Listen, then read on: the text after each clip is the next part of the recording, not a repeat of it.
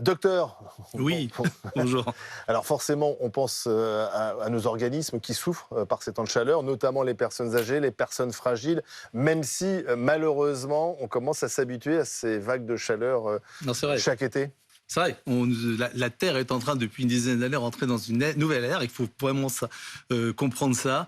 Non seulement que les géologues commencent à l'appeler même l'anthropocène, c'est-à-dire cette chaleur, les maladies, mais aussi qui vont venir. C'est pas pour faire des oiseaux de mauvais augure, mais il faut quand même le savoir, être lucide. En tant que médecin, effectivement, on peut aider. Surtout, j'aimerais attirer votre attention parce que vous êtes une chaîne d'information sur 3 choses. Un, c'est d'abord l'hygrométrie, la température et aussi la vitesse du vent, je le dis toujours, qui importe pour avoir un coup de chaleur ou un coup à l'effort notamment. C'est-à-dire, il n'y a pas que les personnes âgées, il y a aussi des personnes jeunes qui font du sport. Et ce sport, quand il fait beau, on a envie de le faire. On peut vraiment avoir des coups de chaleur à ce moment-là. Deuxième chose que j'aimerais bien dire, ce sont les gens qui travaillent à l'extérieur. Notamment des ouvriers qui travaillent à l'extérieur. On n'y pense pas. On pense tous aux personnes âgées. Les animaux qu'on enferme parfois. Moi, j'avais un ami il a perdu son animal. Les miaou miaou, comme je le dis toujours, les wawa. Eh bien, il faut toujours en prendre soin aussi. Et on les oublie un peu parfois. On les oublie parce qu'on ferme la vitre et ça devient une fournaise à l'intérieur. Il faut bien le savoir. Et les bébés, effectivement, mais bon, je pense que les gens savent, mais il faut le répéter. En revanche... Vous appelez les ouin-ouin. Voilà, les ouin-ouin aussi. Voilà. Mais c'est vrai que... Alors, comment on peut faire? Alors moi, les urgentistes ne sont pas là que pour subir, notamment aux urgences. Il faut aussi alerter. Et comment alerter? Moi, j'ai créé je vous en avais parlé déjà dans une autre émission, une application ou même un SMS qui s'appelle Grand Cœur. Alors pour la canicule, nous la faisons gratuite. Nous essayons d'aider le maximum possible de personnes, c'est-à-dire juste sur prescription.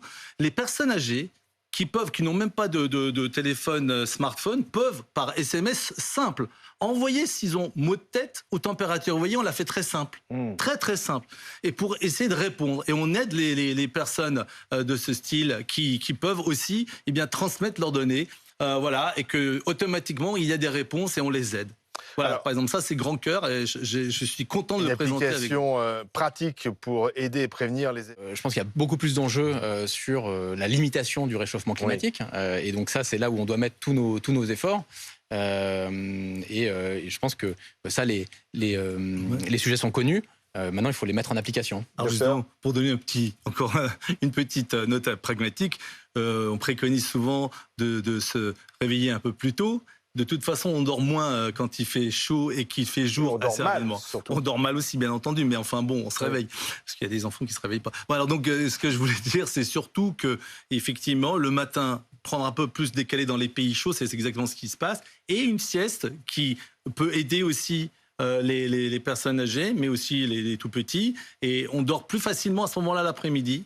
Donc, vous voyez, c'est des conseils très simples. L'aérer aussi le soir et essayer de fermer un tout petit peu les volets le matin, parce que généralement on laisse aussi la fenêtre ouverte croyant que, et comme la température est très chaude, encore une fois, l'hygrométrie aussi. Ouvrir les fenêtres, c'est pas une bonne idée, il faut au contraire... pendant de midi à 5 heures, c'est vraiment pas une bonne idée. Fenêtres fermées et volets fermés ou rideaux fermés. Plutôt, voilà. Et puis aussi, s'hydrater, ça tout le monde le sait, enfin j'espère. Et puis enfin, effectivement, essayer de se refroidir avec des brumisateurs et aussi se mouiller tout simplement un tout petit peu parce que c'est avec l'évaporation, avec le contact de l'air, comme vous avez dit tout à l'heure, qu'on peut diminuer un peu sa température interne.